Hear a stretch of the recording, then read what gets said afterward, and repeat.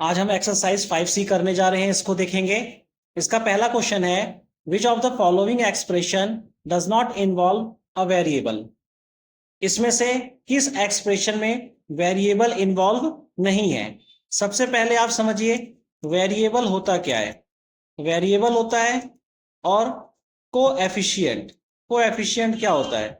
Variable आपके alphabet होते हैं जो ए से लेकर के जेड तक के होते हैं आपके मैथमेटिकल टर्म्स में, that is called variable. Clear है? एंड कोएफिशिएंट इन वेरिएबल के पहले जो नंबर आएगा वो आपका कोएफिशिएंट कहलाता है। तो आपको कोएफिशिएंट की अभी जरूरत नहीं है, अभी आप इसको मत देखिए, केवल वेरिएबल देखिए।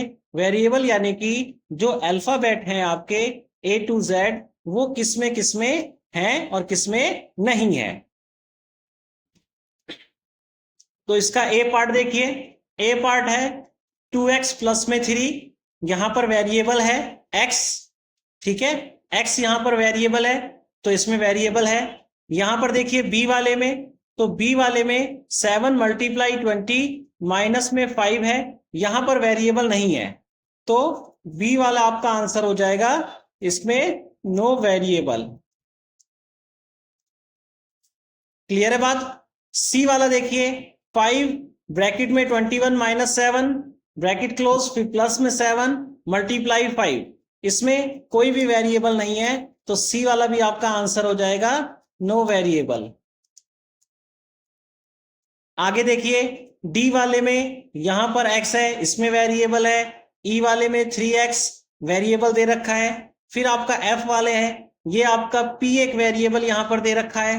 जी, इसके अंदर दो वेरिएबल दे रखे हैं, एक x दे रखा है और एक n दे रखा है।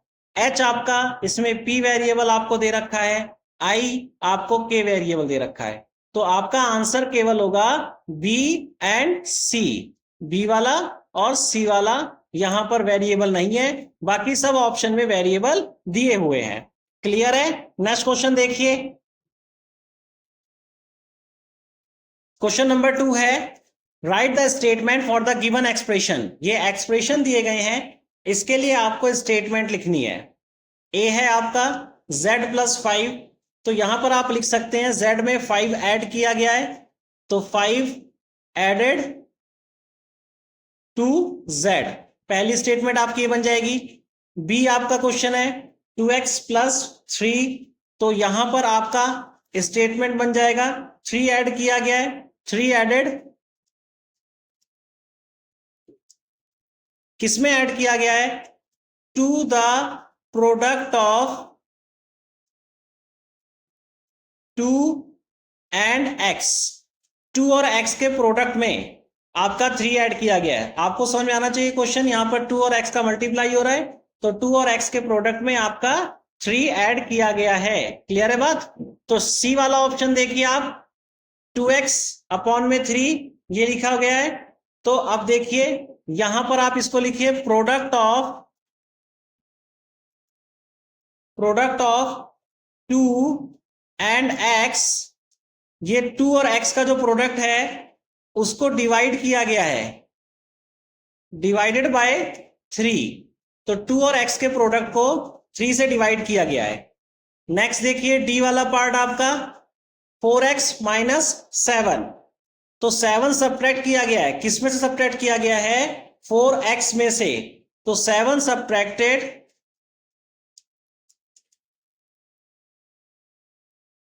7 सब्ट्रैक्ट किया गया है किसमें से? From the product of 4 and x, 4 और x के प्रोडक्ट में से 7 सब्ट्रैक्ट किया गया है। ई देखिए, ई है आपका 7 माइनस 4p, तो प्रोडक्ट यहां पर देखिए ई वाला, अब इसमें किसको माइनस किया गया है? 4p को माइनस किया गया है, तो 4p क्या है? प्रोडक्ट ऑफ 4 एंड p, तो product of 4 and p,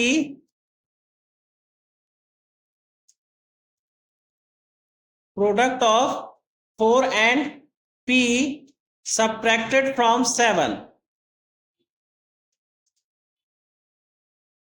subtracted from 7। ठीक है, तो ये 4 एंड p के प्रोडक्ट को सब्ट्रैक्ट किया गया है 7 में से। ई के बाद आप एफ देखिए, एफ है आपका 8 minus two x, 8 minus two x, तो प्रोडक्ट जो है 2x का वो सब्ट्रैक्ट किया गया है 8 में से, ठीक है। प्रोडक्ट ऑफ 2 एंड x, 2 और x के प्रोडक्ट को सब्ट्रैक्टेड फ्रॉम 8, 8 में से सब्ट्रैक्ट किया गया है। जी वाला देखिए -4q, तो इसका हो जाएगा -4 मल्टीप्लाइड बाय q, ठीक है। -4 का मल्टीप्लाई कर दिया गया है q से।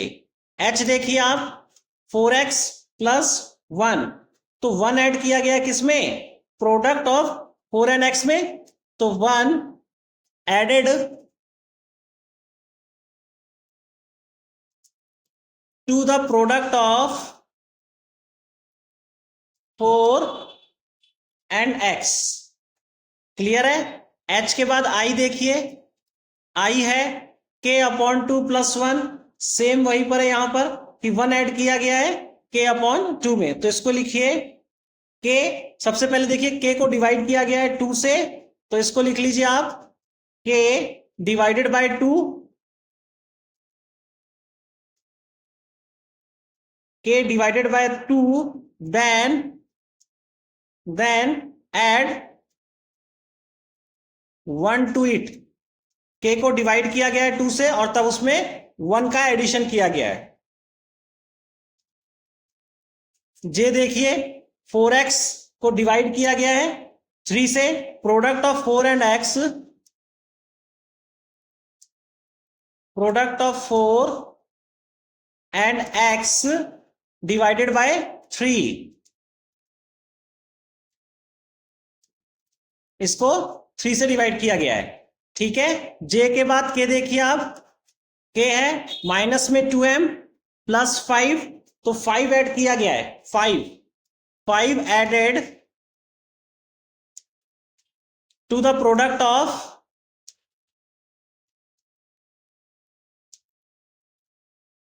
-2 एंड m, -2 और m के प्रोडक्ट में 5 को ऐड कर दिया गया है। क्लियर है बात ये क्वेश्चन। नेक्स्ट क्वेश्चन देखिए, क्वेश्चन नंबर 3 है, give expression for the following statement. Following statement के लिए आपको एक्सप्रेशन देना है। ए है 7 एडेड टू x, 7 को ऐड किया गया है x में, तो x प्लस 7 हो गया। बी है 3 सब्ट्रैक्टेड फ्रॉम p, 3 को सब्ट्रैक्ट किया गया है p में से, तो p माइनस 3। सी देखिए आप, सी है 7 मल्टीप्लाइड बाय y में मल्टीप्लाइड किया गया 7 का, तो 7y हो जाएगा। डी देखिए आप, डी है -4 डिवाइडेड बाय z, -4 को z से डिवाइड किया गया है, -4 अपॉन में z, ऐसे लिख दीजिए आप इसको। ई वाला पार्ट देखिए आप इसका, -7 added to the product of 4 and x, 4 and x के प्रोडक्ट में 4 और x का प्रोडक्ट आपने कर दिया, इसमें आपका -7 ऐड किया गया है, तो प्लस में ये -7 ऐड किया गया है। फाइनली इसका सॉल्यूशन 4x माइनस में 7 आ जाएगा, ठीक है, क्योंकि यहां प्लस माइनस माइनस। आगे देखिए f आपका है +3 subtracted from twice of y के ट्वाइस में से 3 को क्या किया गया है, सब्ट्रैक्ट किया गया है, तो y का ट्वाइस यानी 2y, और उसमें +3 को सब्ट्रैक्ट किया गया है, तो माइनस, यहां पर ब्रैकेट में +3 कर दीजिए, और फाइनली इसका सॉल्यूशन 2y माइनस 3 हो जाएगा। नेक्स्ट देखिए, जी है आपका a increased by twice of b, twice of b में a को इंक्रीज किया गया है, तो ट्वाइस ऑफ b 2b हो जाएगा, और इसमें प्लस a कर दीजिए, a इंक्रीज हो गया। h देखिए आप, h है multiplied x and y and then add 7 to it, x और y का मल्टीप्लाई किया गया है और उसके बाद इसमें 7 का एडिशन कर दिया गया है। नेक्स्ट i आपका subtract a from b, a को b में से सब्ट्रैक्ट किया गया है, ठीक है, सब्ट्रैक्ट ए फ्रॉम बी, मतलब बी में से ए को सब्ट्रैक्ट किया गया है, and then multiply the difference, और जो डिफरेंस आएगा उसको मल्टीप्लाई कर दिया गया है 7 से।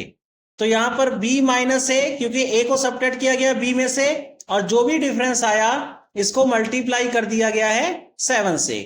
क्लियर है? नेक्स्ट देखिए, J 70 increase by the product of x and y, x और वाई के प्रोडक्ट में आपका 70 इंक्रीज कर दिया गया है, तो एक्स और वाई प्लस 70। क्लियर है? नेक्स्ट क्वेश्चन देखिए, question number 4, right the expression for the following cases. Following cases में आपको एक्सप्रेशन लिखना है। पहला आपको दिया गया है 3 times the difference of 30 and A, 30 और ए के डिफरेंस का 3 टाइम, यानी कि आपने 30 और ए का डिफरेंस कर दिया और इसका 3 टाइम, तो 3 से मल्टीप्लाई कहीं भी कर सकते हैं आप, इसको ऐसे भी लिख सकते हैं, तो ये हो जाएगा, या आपको इसको लिखना है और करके इसको ऐसे भी लिख सकते हैं कि 30 माइनस ए मल्टीप्लाई 3 टाइम्स है, या 3 इधर मल्टीप्लाई करके लिख सकते हैं, ठीक है, जैसे ये लिखा हुआ है। क्लियर है? साइन के बिना भी लिख सकते हैं, तो मल्टीप्लाई का ही साइन होता है। बी देखिए इसको, 30 less than twice the sum of x and y, तो एक्स और वाई के सम का ट्वाइस और उसमें से 30 लेस। स्टेटमेंट आपको पकड़ में आनी चाहिए। ये क्या कह रहा है कि 30 कम करना है, 30 लेस करना है, किसमें से? देन ट्वाइस में से, और किसके ट्वाइस में से? द सम ऑफ एक्स और वाई, और तो एक्स और वाई के सम के ट्वाइस में से आपको 30 लेस करना है, माइनस 30। क्लियर है स्टेटमेंट?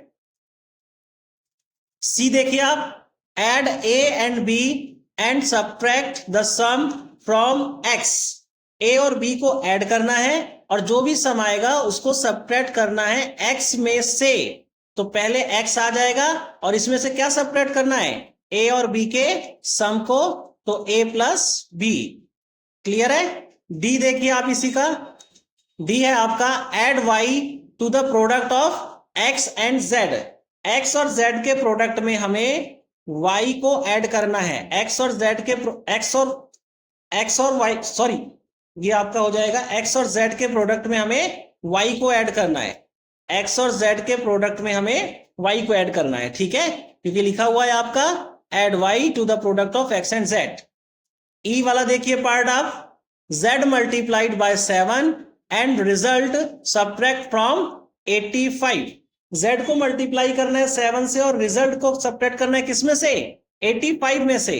तो 85 में से रिजल्ट को सब्ट्रैक्ट करना है, 85 में से किसके रिजल्ट को सब्ट्रैक्ट करना है? z और 7 के मल्टीप्लाई को, तो 7z। f वाला पार्ट देखिए, u multiplied by -3 and result added to 40, u का मल्टीप्लाई -3 से करना है, तो -3u हो जाएगा और जो भी रिजल्ट आएगा उसमें आपको ऐड करना है 40। जी देखिए, y multiplied by the sum of x and 3, y को मल्टीप्लाई करना है, किससे मल्टीप्लाई करना है? x और 3 के सम से, तो x प्लस 3 कर दीजिए और यहां पर y कर दीजिए, ये मल्टीप्लाई हो गया, y का मल्टीप्लाई x और 3 के सम में, h हो गया, multiply the sum of x and y by 3 and divided the product by z, multiply करना है किसके सम को? x और y के सम को 3 से, तो सेम वही है, x और y का सम कर दिया और इसको मल्टीप्लाई करना है हमें 3 से, multiply the sum of x and y by 3 and divide the product by z, और जो भी प्रोडक्ट आ गया है उसको z से आप डिवाइड करना है, ठीक है। h के बाद i देखिए, add 3 and x and subtract from the product of x and y, 3 और x को ऐड करना है और उसको सब्ट्रैक्ट करना है किसमें से? प्रोडक्ट में से y और z के, तो y और z के प्रोडक्ट में से क्या सब्ट्रैक्ट करना है? आपको 3 और x के सम को सब्ट्रैक्ट करना है, तो x प्लस 3 आपने कर दिया, इसको आपको सब्ट्रैक्ट करना है y और z के प्रोडक्ट में से। क्लियर है ये क्वेश्चन? नेक्स्ट देखिए, question number 5, from 3 expressions using x and 7, ठीक है, 3 आपको एक्सप्रेशन फॉर्म करने हैं और उसमें यूज करना है आपको x और 7। Every number must have x in it, और हर एक नंबर में x होना चाहिए। You can use only 2 of the 4 basic operation, आपको इस बेसिक ऑपरेशन में से केवल 4 का यूज करना है। ठीक है, तो इसको देखिए, तो सबसे पहले आप इसमें पहला आप लिख सकते हैं x माइनस 7, ये हो गया पहला।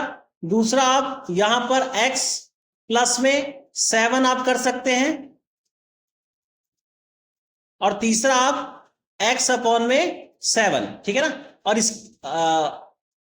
इसकी जगह 2 वेरिएबल यूज करना है, तो इसकी जगह आप ये करिए 7x का यूज कर लीजिए, 7 और ये आपने x का यूज कर लिया। ठीक है, तो यहां पर देखिए 2 वेरिएबल्स आपका यूज हो गया। क्यों? क्योंकि यहां पर क्या है, बेसिकली इसको ऐसे भी लिख सकते हो, माइनस का 7 प्लस का x, 2 वेरिएबल्स हो गया। ठीक है, इसको आप ऐसे भी लिख सकते हैं यहां पर और करके, माइनस का 7 सॉरी प्लस का 7 मल्टीप्लाई x, 2 वेरिएबल्स यहां पर ही हो गया, और यहां पर ये आपका प्लस का x है डिवाइडेड बाय 7, 2 वेरिएबल्स यहां भी हो गया। तो इसको आप इस तरीके से, ये आपका आंसर, ये आंसर और ये आंसर आपका हो जाएगा। क्लियर है?